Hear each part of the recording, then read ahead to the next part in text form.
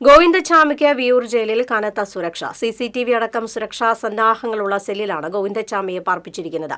ഏകാന്ത തടവിലിടാനായിരുന്നു ആദ്യത്തെ ആലോചനയെങ്കിലും സുരക്ഷാ കാരണങ്ങളാൽ ഒരു തടവുകാരനെ കൂടി ഇയാൾക്കൊപ്പം പാർപ്പിച്ചിട്ടുണ്ട്. ലിബീഷ് വിവരങ്ങളുമായി ചേരുന്നു. ലിബീഷ്, ഏറെ സുരക്ഷയുള്ള കണ്ണൂർ സെൻട്രൽ ജയിലിൽ നിന്നും തന്ത്രപൂർവ്വം ജയിൽ ചാടിയ വ്യക്തിയാണ് ഗോവിന്ദചാമി. പ്രത്യേകം വൈരാഗ്യ ബുദ്ധിയും കൂർമ്മബുദ്ധിയും ഉപയോഗിക്കുന്ന ഒരു വ്യക്തി. ജയിൽ ചാടിയതിനു ശേഷം പിടികൂടിയ ഗോവിന്ദചാമി ഇപ്പോൾ അതിസുരക്ഷാ ജയിലായി വിയ്യൂരിലേക്ക് മാറ്റിയിരിക്കുകയാണ്. ആദ്യം ഏകാന്ത തടവാണ് പറഞ്ഞിരുന്നെങ്കിൽ ഇപ്പോൾ ഒരു സഹതടവുകാരനെ കൂടി ഒപ്പം ചേർത്തിരിക്കുന്നു. എന്നാണ് അങ്ങനെ ഒരു മാറ്റത്തിന് കാരണം? വിശദാംശങ്ങൾ. ലിറ്റി, ഗോവിന്ദചാമിയുമായി ബന്ധപ്പെട്ട് രണ്ട് കാര്യങ്ങളാണ് രാവിലെ പങ്കുവയ്ക്കാനുള്ളത്. ഒന്ന്, വിയൂർ ജയിലിൽ എത്തിച്ച ശേഷം ഗോവിന്ദചാമിയെ നിരീക്ഷിക്കാൻ ഏർപ്പെടുത്തിയിരിക്കുന്ന പ്രത്യേക സംവിധാനങ്ങൾ. രണ്ട്, ഈ ജയിൽ ചാട്ടവുമായി ബന്ധപ്പെട്ട അന്വേഷണം. വിയൂർ ജയിലിലേക്ക് വന്നാൽ അതീവ സുരക്ഷാ ജയിലിലാണ് ഗോവിന്ദചാമിയെ പാർപ്പിച്ചിരിക്കുന്നത്. ഇന്നലെ ഉച്ചയോടെയാണ് വിയൂരിലെ അതിസുരക്ഷാ ജയിലിൽ ഗോവിന്ദചാമിയെ എത്തിച്ചത്. നടപടിക്രമങ്ങളെല്ലാം പൂർത്തിയാക്കി ജയിലിലെ താഴത്തെ നിലയിൽ ജീവനക്കാരുടെ മുറിയോട് ചേർന്നുള്ള 1-ാം നമ്പർ സെല്ലിലാണ് ഗോവിന്ദചാമിയെ പാർപ്പിച്ചിരിക്കുന്നത്.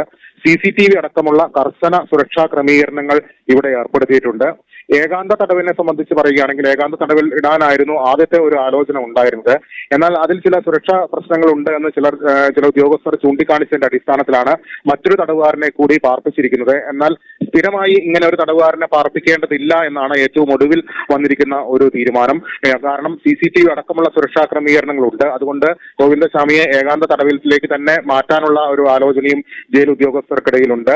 എന്തായാലും ഗോവിന്ദചാമി ജയിലിൽ ശാന്തനാണ് എന്നാണ് ലഭിക്കുന്ന വിവരം. നേരത്തെ കണ്ണൂർ ജയിലിലെ മറ്റ് പ്രശ്നങ്ങളെ കുറിച്ചൊക്കെ ഗോവിന്ദചാമി അന്വേഷണ സംഘത്തിന് മൊഴി നൽകിയിരുന്നു. ജയിലിൽ ലഹരി വസ്തുക്കൾ യഥേഷ്ടം ലഭിക്കുന്നു, ഫോൺ വിളിക്കാനുള്ള സൗകര്യമുണ്ട്, പണം നൽകിയാൽ ജയിലിനകത്ത് എന്തും സാധിക്കും തുടങ്ങിയ രീതിയിലാണ് കഴിഞ്ഞ ദിവസം ചോദ്യം ചെയ്യലിൽ ഗോവിന്ദചാമി മൊഴി നൽകിയത്.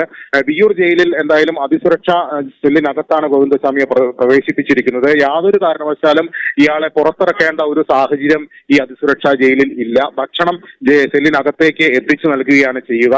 സെല്ലിനകത്ത് തന്നെ ശുചിമുറി സൗകര്യമുണ്ട്. അതുകൊണ്ട് തന്നെ സെല്ലിനകത്ത് തന്നെയായിരിക്കും ഗോവിന്ദചാമിയുടെ വാസം. പുറം ലോകവുമായി യാതൊരു തരത്തിലുള്ള ബന്ധവും ഉണ്ടായിരിക്കില്ല. ആ രീതിയിലുള്ള ക്രമീകരണങ്ങളാണ് അവിടെ ഏർപ്പെടുത്തിയിരിക്കുന്നത്. മറ്റൊന്ന്, ഈ ജയിൽ ചാട്ടവുമായി ബന്ധപ്പെട്ട അന്വേഷണത്തിന്റെ കാര്യമാണ്. ഇന്നലെ തന്നെ മുഖ്യമന്ത്രി വിളിച്ചു ചേർത്ത യോഗത്തിൽ രണ്ടുപേരെയാണ് ഈ അന്വേഷണത്തിനായിട്ട് ചുമതലപ്പെടുത്തിയിരിക്കുന്നത്. ഹൈക്കോടതി മുൻ ജഡ്ജി CN രാമചന്ദ്രൻ നായർ, മുൻ DGP ജേക്കബ് പുന്നൂസ് എന്നിവരാണ് ഈ ജയിൽ ചാട്ടം അന്വേഷിക്കുന്നത്. ഇവർ ഉടൻ തന്നെ കണ്ണൂർ ജയിലിലെത്തി തടവുകാരിൽ നിന്നും ഒപ്പം തന്നെ ജീവനക്കാരിൽ നിന്നുമൊക്കെ വിവരങ്ങൾ ശേഖരിക്കും. ജയിലിനകത്തുള്ള സംഭവങ്ങളെക്കുറിച്ച് ഗോവിന്ദചാമി നൽകിയ മൊഴിയെക്കുറിച്ചും അന്വേഷണം നടത്തും. അതായത് ഞാൻ നേരത്തെ സൂചിപ്പിച്ച പോലെ ലഹരി വസ്തുക്കൾ സുലഭമാണെന്നുള്ള മൊഴി നൽകിയിരുന്നു. പുറത്തേക്ക് ഫോൺ ചെയ്യാനുള്ള സൗകര്യമുണ്ട്, പണം നൽകിയാൽ എന്തും നടക്കും തുടങ്ങിയ കാര്യങ്ങളൊക്കെ മൊഴി നൽകിയിട്ടുണ്ട്.